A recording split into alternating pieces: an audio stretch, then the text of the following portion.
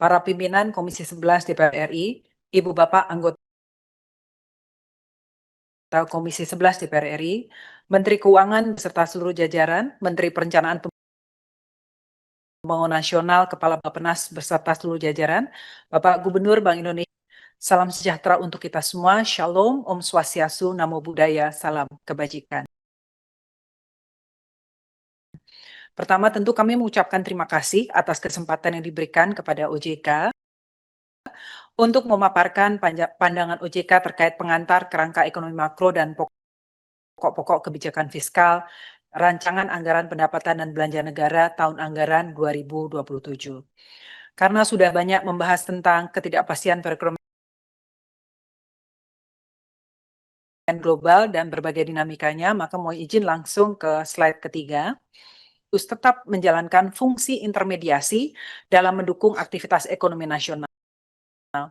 Intermediasi perbankan tumbuh positif dengan kredit di April tumbuh 9,98% year on year menjadi 8.755 triliun rupiah. Dana pihak ketiga tumbuh 11,4% year on year menjadi 10.077 triliun rupiah dengan likuiditas tetap memadai dan KAR perbankan berada pada level kuat sebesar 23,97%.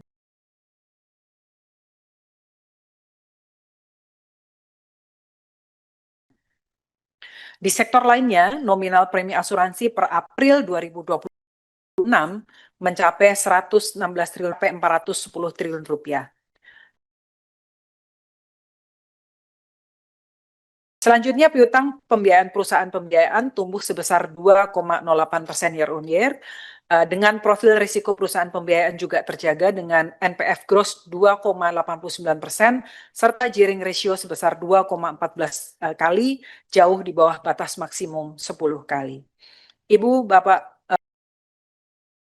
pimpinan dan anggota Komisi 11 yang saya hormati, terkait dengan indeks harga saham gabungan, pergerakan IHSG ini mengindikasikan bahwa pasar mulai merespon secara positif berbagai langkah reformasi yang dilakukan oleh OJK di pasar modal, khususnya dalam merespon isu-isu utama yang menjadi perhatian pemangku kepentingan,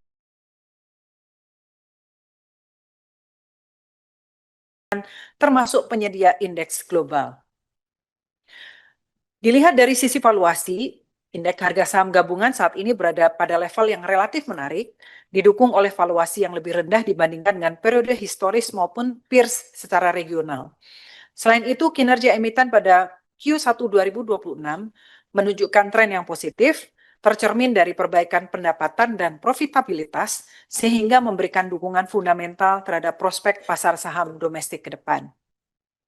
Sementara itu, struktur pasar modal Indonesia tetap menunjukkan resiliensi karena ditopang oleh basis investor domestik, khususnya investor retail yang terus meningkat. Jumlah investor pasar modal terus meningkat dari 12,17 juta di tahun 2023 menjadi 26,49 juta pada April 2026, dan kemudian kita melihat dominasi investor individu juga sangat kuat, yaitu sekitar 26,43 juta investor per April 2026, jauh lebih besar dibanding korporasi dan reksadana. Namun demikian, dapat kita sampaikan bahwa ruang pendalaman pasar masih sangat terbuka lebar karena investor aktif harian baru sekitar 448.000 investor di April 2026 dengan porsi terhadap total investor sekitar 1,69%. Kedepan tentunya OJK akan terus memperkuat literasi, pelindungan investor, integritas pasar, serta pendalaman produk agar pertumbuhan investor yang besar ini tidak hanya menjadi angka kuantitatif, tetapi juga menjadi fondasi ketahanan pasar modal nasional yang semakin sehat, inklusif, dan berkelanjutan. Bapak pimpinan dan Ibu Bapak anggota Komisi 11 yang saya hormati, OJK terus memperkuat pengawasan yang bersifat forward looking melalui pelaksanaan stress testing secara berkala, serta pemantauan ketat terhadap risiko likuiditas, permodalan, kualitas aset, dan juga konsentrasi risiko. OJK juga secara berkelanjutan menilai ketahanan sektor jasa keuangan dalam berbagai skenario tekanan. Di tengah tekanan nilai tukar, indikator intermediat perbankan juga secara agregat masih mencatatkan posisi net long, sementara posisi devisa neto tetap berada di bawah threshold ketentuan yang mengindikasikan bahwa exposure risiko nilai tukar perbankan masih terkendali.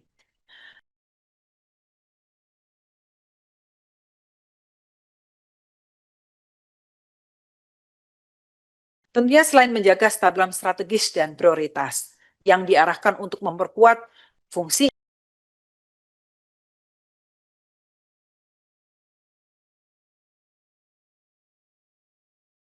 intermediasi, memperluas jasa keuangan, peningkatan ekosistem dan pembiayaan UMKM, pendalaman pasar keuangan sebagai sumber pembiayaan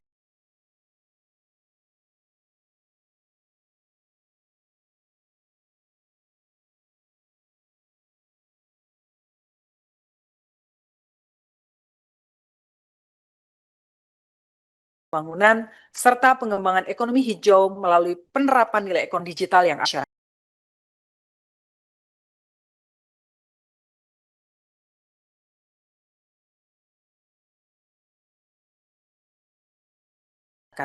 Serta sebagai agenda prioritas ini, kami ingin memastikan bahwa sektor jasa keuangan tidak inklusif, berkelanjutan, dan berdaya saing.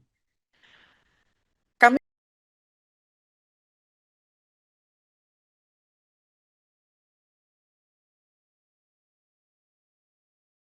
juga terus melakukan dan juga Indonesia Anti-Scam Center, kami bersama dengan 21 kementerian lembaga. Ke depan kami akan terus memperkuat kolaborasi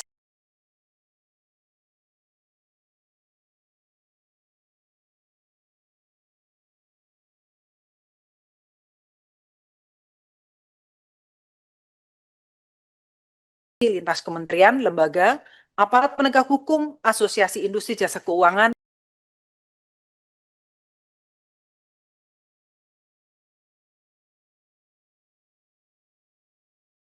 percepat penundaan transaksi, kemudian Indonesia, agar ruang gerak pelaku kejahatan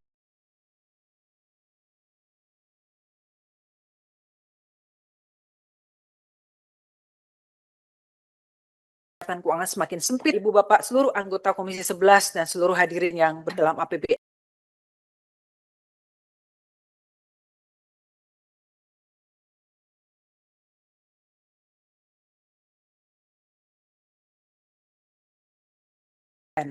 Kami juga meyakini bahwa outlook 2026 diperkirakan OJK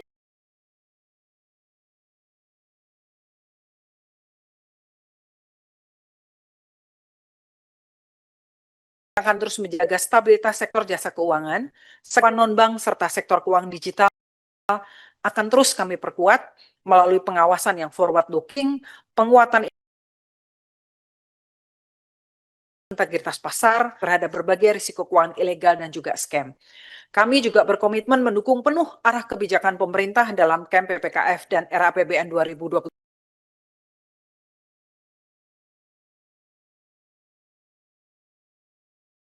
ini melalui sinergi erat bersama DPR RI, pemerintah, Bank Indonesia, serta seluruh pemangku ekonomi Indonesia yang lebih tinggi dan berkualitas. Demikian Bapak. Jelajahi cara baru mendapatkan informasi. Download Metro TV Extend sekarang.